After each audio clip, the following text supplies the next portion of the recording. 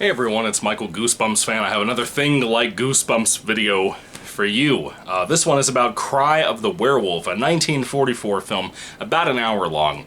I just saw this for the first time. Of course, a lot of these classic black and white Goosebumps-esque movies are like free to watch on Amazon Prime, which isn't really free per se. You have to have an account, membership, pay for that.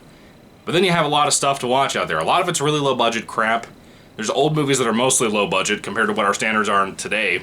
Cry of the Werewolf was actually pretty fun. I don't think it's like an amazing flick, but it's one of those kind of surprises, like The Ghoul, starring Boris Karloff, I recently reviewed, that really surprised me how much I enjoyed it. It just had a lot of mystery to it, a lot of tension to it at times, had a little bit of humor dashed in there sometimes. It worked a lot. I had a really good time with it. If you love Goosebumps, you might like this flick. It's kind of interesting. Kind of an interesting little story. I've never really seen many stories done like this for black and white films, but I know it's probably cliched to some degree. It is kind of a movie monster movie. It's not your traditional werewolf, but sort of kind of is. It has a couple of twists on the lore of what a werewolf could do, ability-wise. I dig it. Basically, there is a man who owns a museum based on this particular family. I cannot remember the name to save my life right now. Does it say it on the little description on IMDb? It does not. Anyway, there's a family that there was a mother, or whatever she is, a daughter type of lady, who could turn into a werewolf. And she kind of just went missing one day after she murdered somebody.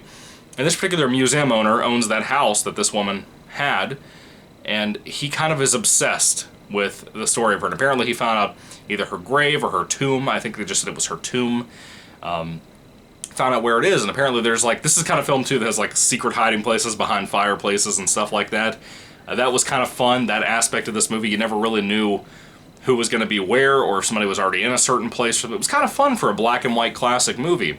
Again, kind of tunnels behind a fireplace, that was kind of neat. Really like that aspect. It's actually hidden. A lot of these movies that you watch that have a hidden passage behind a fireplace kind of look obvious. You might see the fireplace in the background, that left side of that thing is colored a different color from the rest of the fireplace. I'm sure that probably moves. Then it does. It's not like that. It was kind of fun and kind of different with that way that it did that compared to most black and white films I've seen that have been this kind of movie.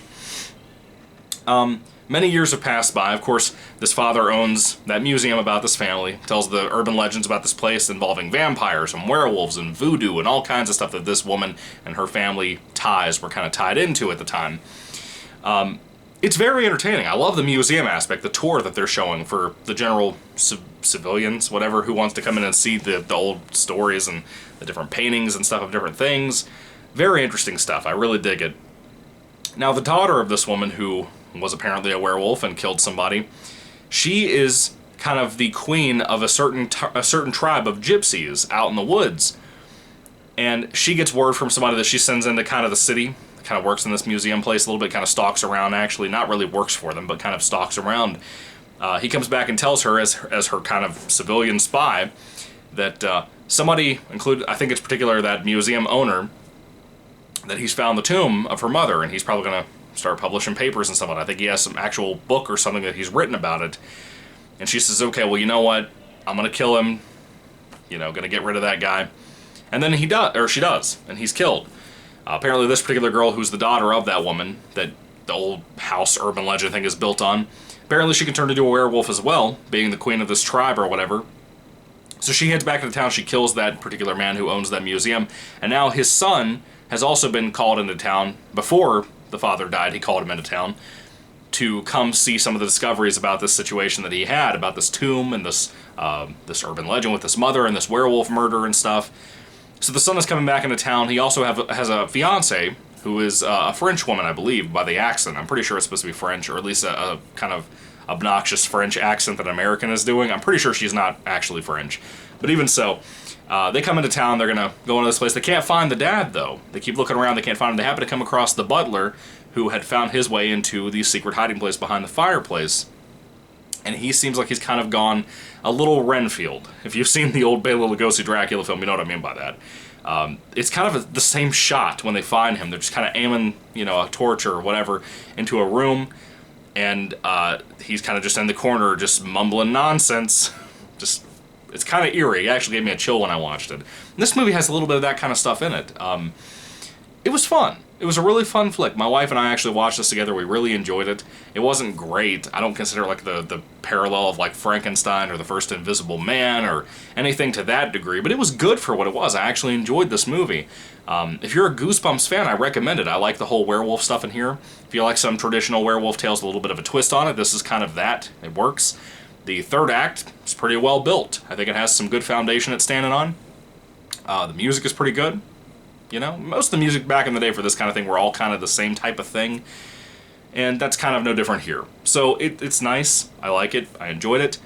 I had a good time. That's all I really ask for. Like I said, when I watch these things that are kind of like Goosebumps, or just movies in general, if I read a book in general, as long as I'm entertained, I don't care about whether it's high quality or not. It doesn't matter to me.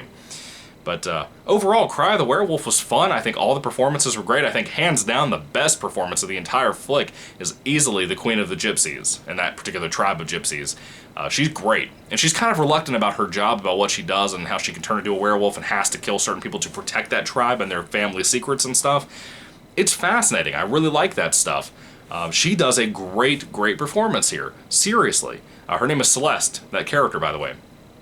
The main kid that's supposed to be the son of the museum owner that's murdered, he's not all that great. Even after he finds out that his dad has died, he doesn't really react. You don't have a moment of him screaming at the top of his lungs. You don't have a moment of him being very sad and depressed like, you know, like Jimmy Stewart in It's a Wonderful Life when he goes to the bar or anything. You don't have anything like that. Just kind of him and his fiance kind of just doing whatever. Trying to solve this mystery here. So there's a little bit of a mystery aspect to this movie. In partial, it's kind of a crime drama. You have cops investigating stuff and doing certain things like fingerprint work and stuff. It's fun, though. I like the flick a lot. I think it has a lot to offer. If you like this kind of movie, if you like black and white creature feature flicks, it's not really a creature feature flick, it's more like a monster flick.